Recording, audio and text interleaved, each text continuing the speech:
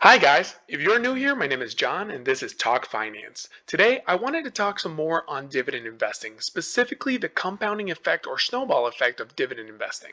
Dividend investing takes time and patience, but can lead to some amazing results, like being able to earn passive income and even retire early thanks to the power of compounding and growth. When a company pays out dividends and those dividends are reinvested, it can make for a compounding effect where the dividends being paid out to you by a stock can then be used to buy more shares of that stock, which in turn would lead to you earning a larger dividend, which then gets reinvested again, buying even more shares. The compounding effect, which is also referred to as the snowball effect, because like a snowball that starts at the top of the hill and it starts rolling down the hill, it gathers more snow, making the snowball larger and larger until it reaches the bottom. Same thing happens with dividends, in the sense that as you buy more shares of a company or ETF, those same shares you buy, when reinvested, will continue to grow your portfolio even if you yourself don't purchase any more of those shares. How is that different than investing in any other stock or ETF that doesn't pay dividends? Well, the only real difference is that the company or ETF actually pay that dividend.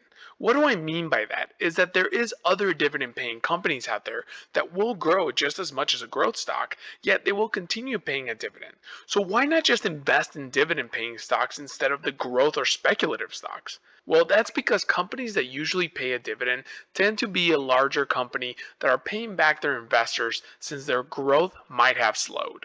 They can also be REITs, which are real estate investment trusts that are forced to pay most of their profits to investors in order to avoid their own corporate taxes, which some will argue that having to pay out most of their profits doesn't really allow them to grow as fast. You also have ETFs and covered call ETFs, which sell covered call options of their current holdings and pass those earnings along to their shareholders every month or quarter. Also, you have to remember tax structures. Some dividends might be qualified and some are not, which means you might have to pay those taxes upfront even if you are letting those dividends reinvest themselves. While with a company with a large growth potential that does not pay a dividend, you will only pay the long-term capital gains tax, and the hope is that you made way more money from that price appreciation and growth. But you have options when it comes to taxes, like where you are buying the non-qualified dividend companies on, such as a taxable brokerage account, a Roth IRA, or an irregular IRA.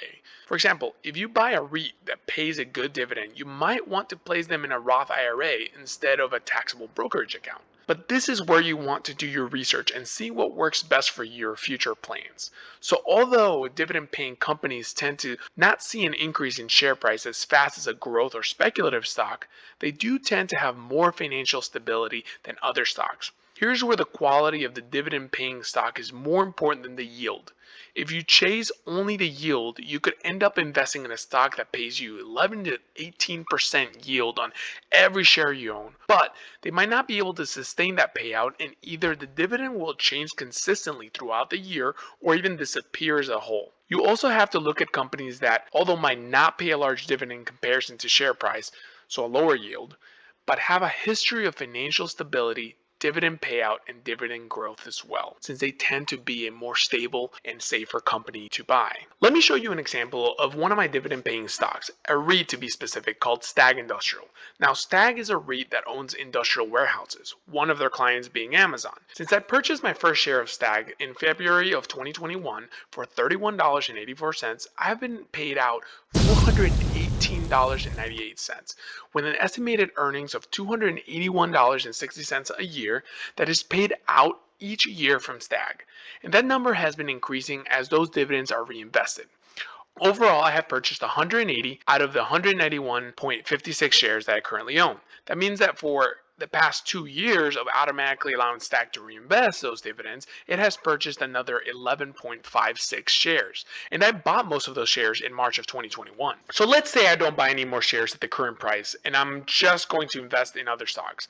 If we start at 191.56 shares, so let's just round out to 191 shares over the next 20 years while taking out 15% for the dividend tax rate and only a 3% annual growth, which, keep in mind, the stock market has had an average return of 10% historically, but REITs don't usually get that much price appreciation, so we're being conservative with the estimate. That balance of 191.56 shares, currently worth $7,145.94, would now be worth $21,203.02, with 328.08 shares owned. Just this one share would pay me $545.51 a year. Now, if you do this with multiple dividend paying companies or ETFs, you will see these add up even more, especially if you keep putting money in these stocks.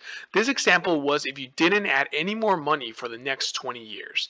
Now let's show you what would happen if you decided to add $100 a month for the next 20 years with the current value of the Stag portfolio of 191 shares. It would compound to be worth $64,075.25 and own 972.90 shares, paying $1,617.66 annually. That is the power of compounding, and that is on a very conservative REIT stock. If you did this with a growth stock, you might see a higher return after 20 years, especially since the share price would most likely grow at a faster rate. But you would have to pick the right growth stock. If you did this with an ETF, you would most likely see price appreciation higher than a dividend stock.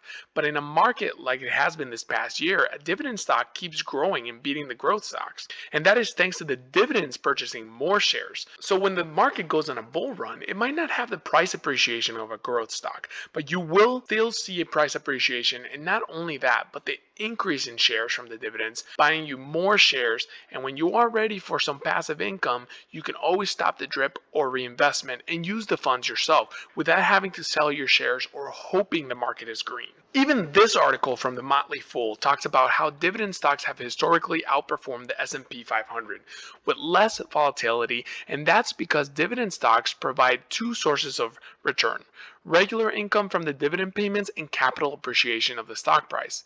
The total return can add up over time. If you enjoyed the video, give us a thumbs up by hitting the like button. While you're at it, consider subscribing. See you on the next one.